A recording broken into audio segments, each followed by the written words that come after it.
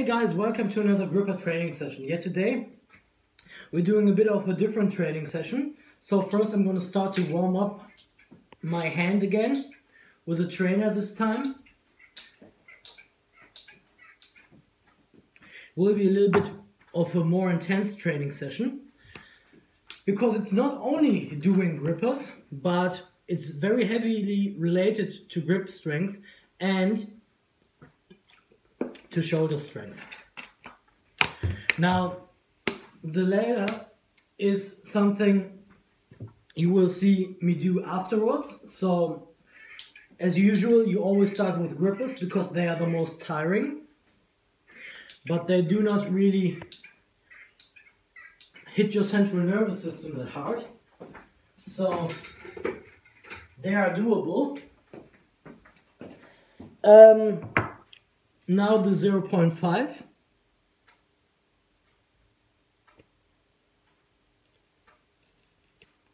Alright, 0.5.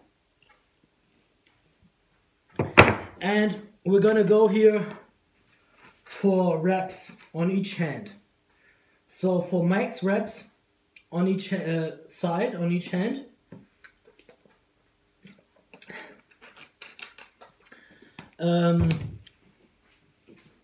And afterwards we see if we can still close the 1. So I'm warmed up and I'm gonna start with my left side because I always like to do the weaker side first. So 1, 2, 3, 4, only 4. And then here, my right side, my right hand, 1, 2, 3, 4, 5, 6, and that wouldn't be a 7. Okay. And now we're going for singles, but let me just rest a little bit.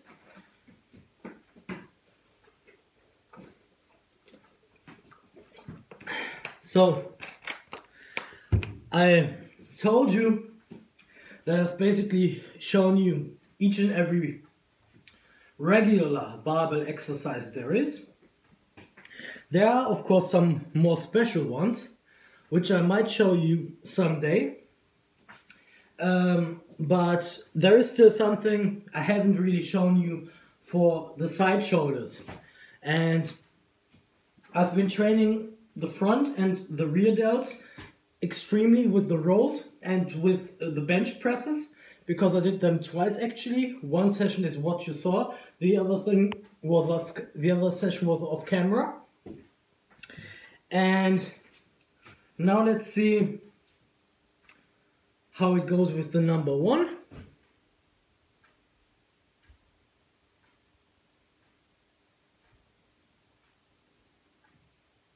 Alright, maybe this side here. Number 1. Yeah.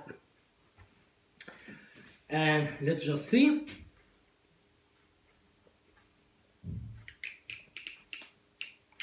Not closable for me in a TNS anymore. Now let's see whether I can close it if I set it a bit. And even then, there's still a bit of a gap there. So this is the thing I hate about doing repetitions. Once you did it, only your stronger hand will still be able to close the next gripper up. But it's okay, it's about maintaining. So I'm glad that I was able to do some reps on the 0.5 without setting it. And now I'm going to go for my max attempt here on singles.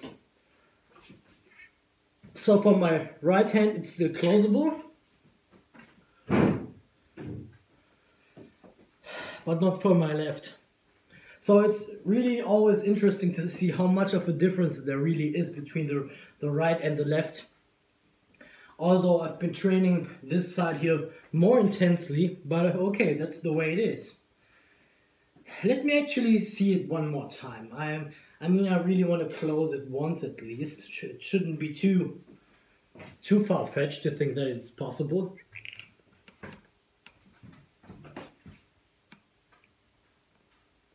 Yeah, it is. But barely. Barely I did it. And there won't be a second time I'm able to do this.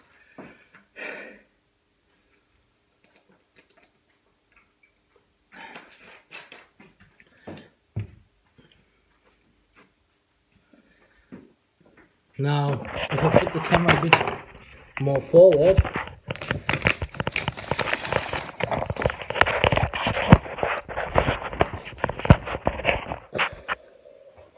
you will probably, or probably not, or you won't be able to see it actually. Let me see if I can lift something up. I'll get something underneath the mobile to lift it up, better said. Is there a box, an empty box or something like this? Maybe that way will help. Let's see. Because I really want you to see the chair I'm sitting on, otherwise... No, still not. Still not. Then we go for another box.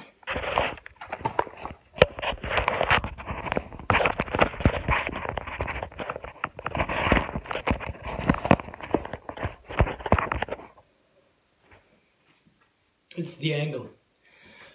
Okay, no matter what, I'm still going to do it a second time here on my right hand. Yeah, the one is closed again. Let me actually see if I can do it again on the left side. At least with holding the spring it's possible. Yeah, closed.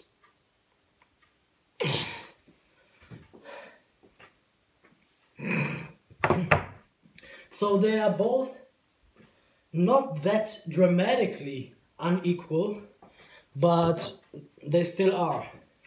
So this is basically almost a TNS. Holding it up there where the spring is, the only difference is that in a TNS you simply remove the hand and there is no offhand in this way of closing the gripper. I know they say it's not so safe to do it that way, but that's sometimes the best way to train your weaker hand, simply because you get it used to being in that TNS position. And that's what I want, but no, not anymore. Okay, let's see it one more time here on the right.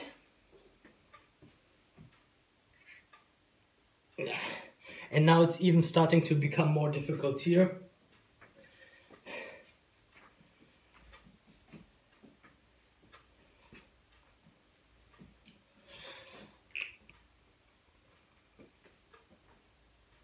I try to hold it here for as long as I can.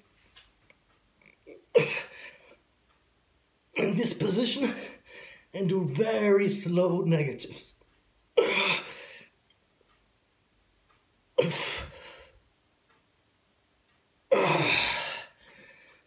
I think that's about it for grippers. And I also don't want to kill my right hand completely because I still have something to do. Now, this is very unfortunate. Let me think of another way again for you to show it to you. Now it's better. Now it's absolutely better. So what we're going to do now is first of all a small warm-up, okay? Let's simply get some blood in there, in those side delts. This only takes about a minute or so, not that dramatically.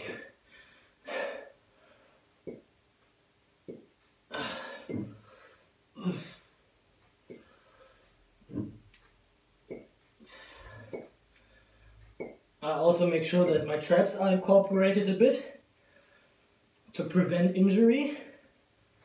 And as I said, I'm not going for the fronts and not for the rear, the front delts or the rear delts, simply for the side delts.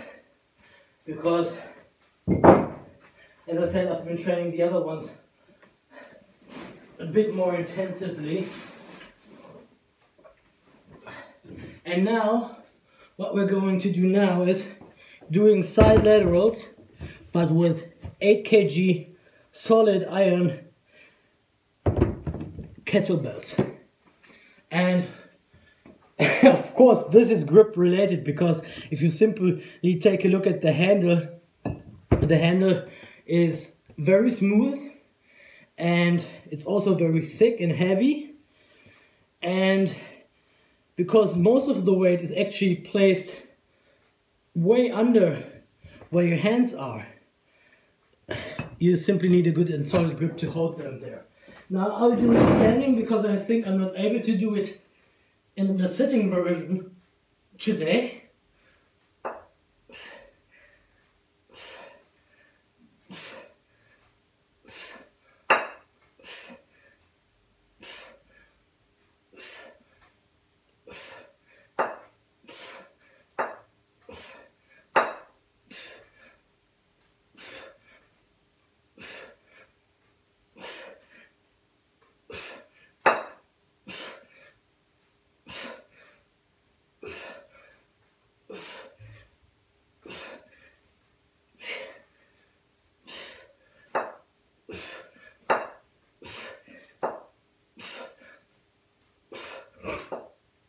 And if you use a little bit of momentum, that's fine, because it's using your traps.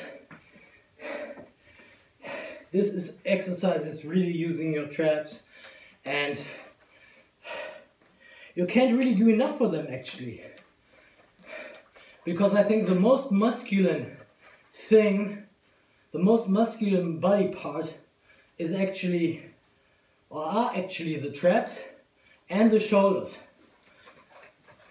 And therefore I'm always happy if I can incorporate them. Now, if you do, for example, standing, or in this case better, seated shoulder presses with those kettlebells, you're also incorporating your grip a lot, because you have to stabilize your wrist in order for them not to fall down, right?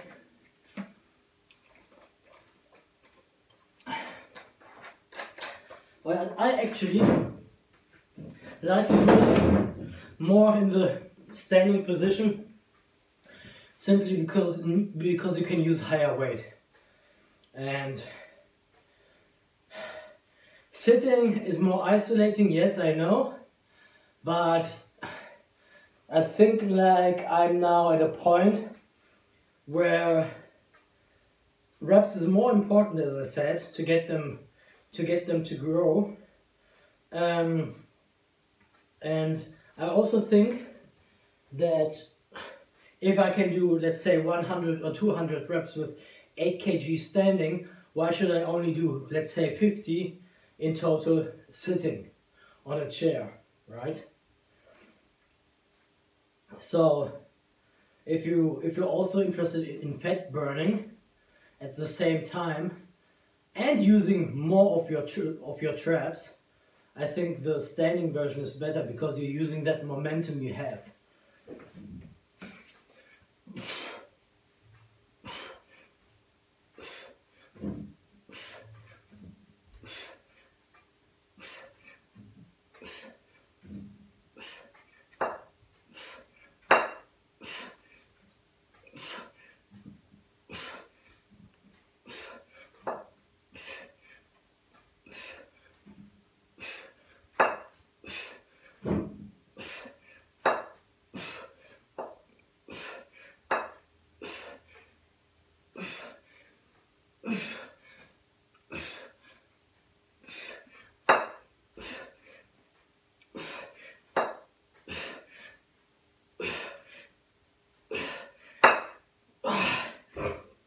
And you really feel it in this exercise, because the weight is literally pulling you down, and you feel it in your forearms too. So a great way to do something which is normally not made for grip, but which needs grip and incorporates your grip strength.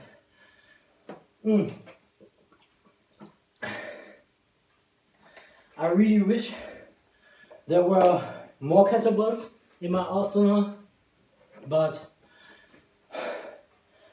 unfortunately there are none.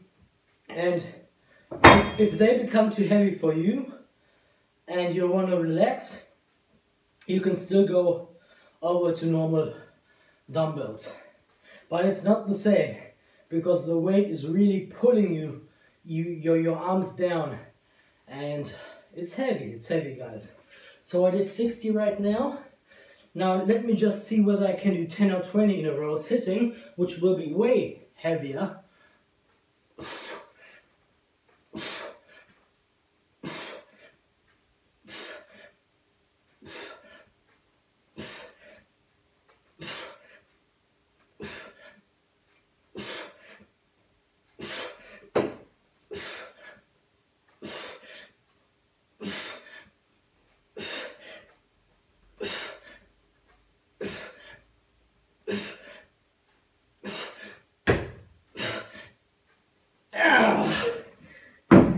Yeah, it's absolutely heavier. It's isolating more. But on the other hand, it's also using more of your upper back.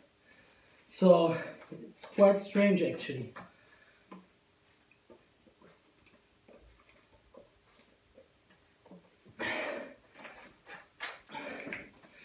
Now, 80 in total.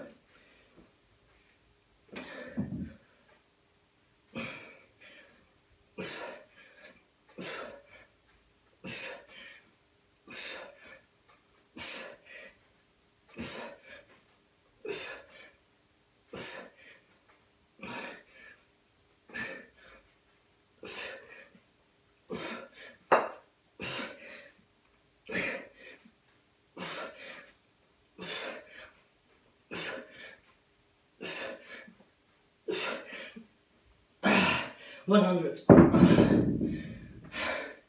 Of course, the rep count goes down from set to set. Oh. Now let's see. 100 is already great with a weight like this, and then in kettlebell form. That's not a bad number. That's basically 10 sets of 10, guys.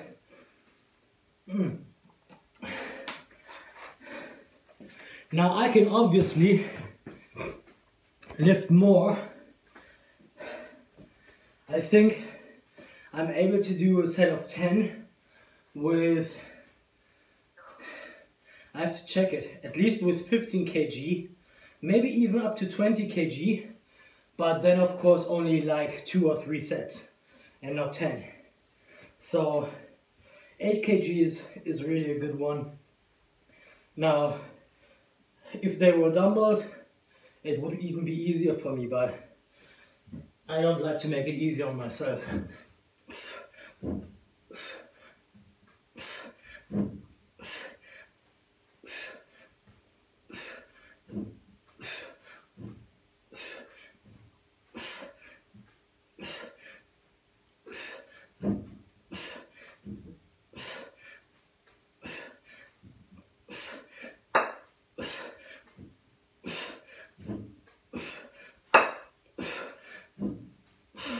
$120. The other thing a lot of people forget is, how do you move up in weight very quickly? It's not by trying to maintain perfect form all the time. It's by trying to use momentum and by trying to keep as much of the form as you can. Like, if you normally would be able to do like 100% right, but you want to move up and do a bigger step, then maybe do it only like 70 to 80% right and 20% faking or using momentum, however you want to call it. But that's how you really train for big muscles. There are basically two ways. One way is really with perfect form and very light weights and extremely high repetitions, or sort of the middle way between a powerlifter or powerlifting training and a bodybuilding training, like doing more sets and more reps a powerlifter would normally do, but with a little bit of faking here and there and higher weights. And I've been doing like side laterals with very low weights, even in the seated position, for I don't know how many times I actually did it, but when I did it for an hour straight, and they still didn't really grow that much. So therefore I'm trying something else right now.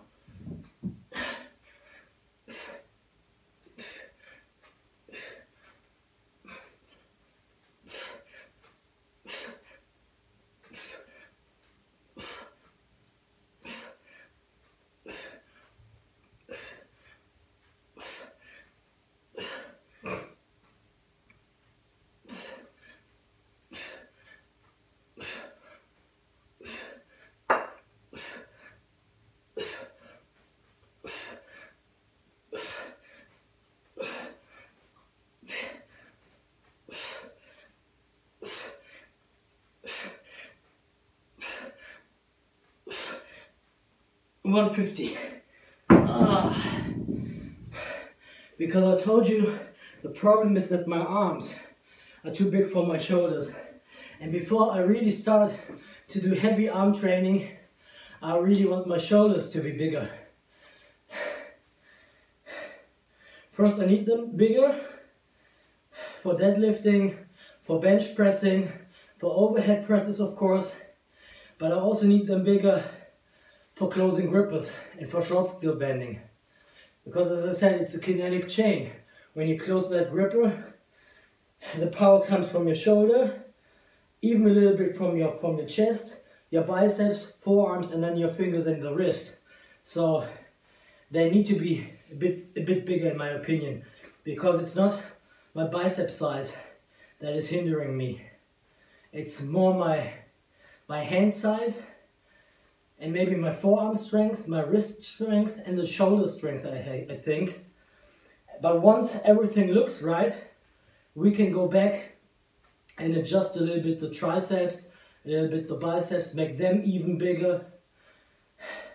But I don't want to look like a fool like those synthol kids do. And that's why I really want to train the body parts I've been neglecting for 3 years. Because there's no reason to do bodybuilding if you're not focusing on your weak points. If you're not focusing on body parts that could be better. And the muscle bellies of my shoulder, I think, are quite good looking, I think, yes. I think the size is what's really not there yet. And I need to get rid of some fat. But that's basically done in one exercise. And if it's not enough, then I simply continue doing boxing, doing some other things like rope skipping, which is extremely effective as a shoulder endurance exercise and also builds that shoulder girdle you want to have.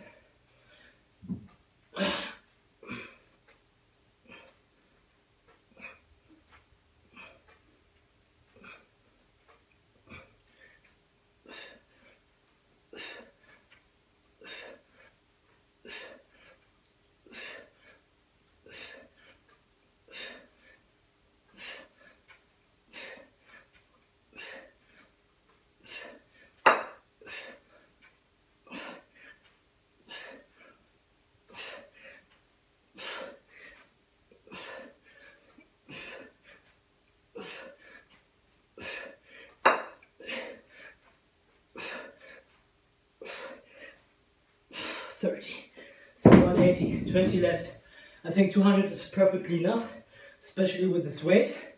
and with the gripper session we did before and everything else. Whew.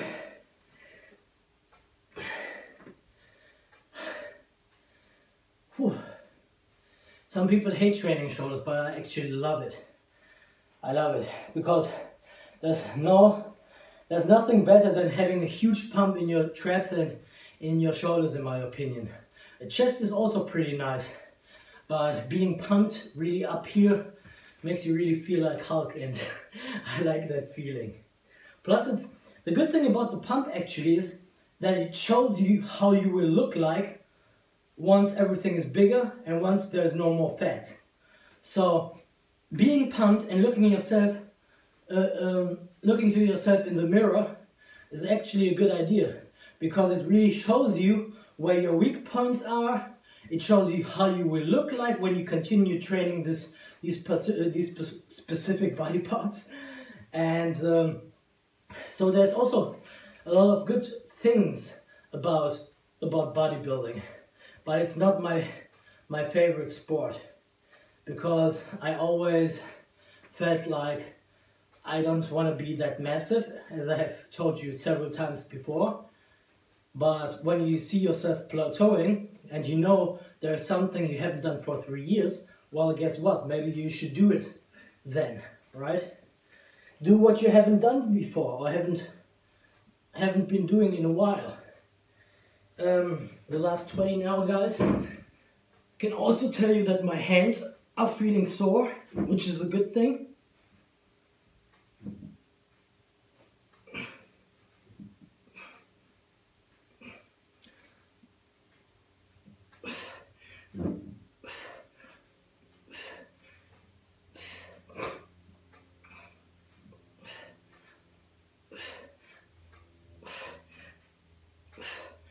And there we have the 200, guys. Yeah, a bit of a combination between a gripper workout, a grip workout in general, and a shoulder workout. And let me just take a look at myself in the mirror. Yeah, you cannot see it, but I can see it, of course. I feel the pump, and I can also see that I've been targeting the right muscles, which is also good. And I hereby end the session. Actually, let me now see, before we end it, whether I can still close. No, I can obviously close the trainer, but can I still close, not the 1, the 0.5, of course, yeah. Let me just see whether I can still do it. No way, no way. So, also, always a good test for how your grip has been taxed is doing something like a gripper test after your workout, and then you know where you're at. See you the next time.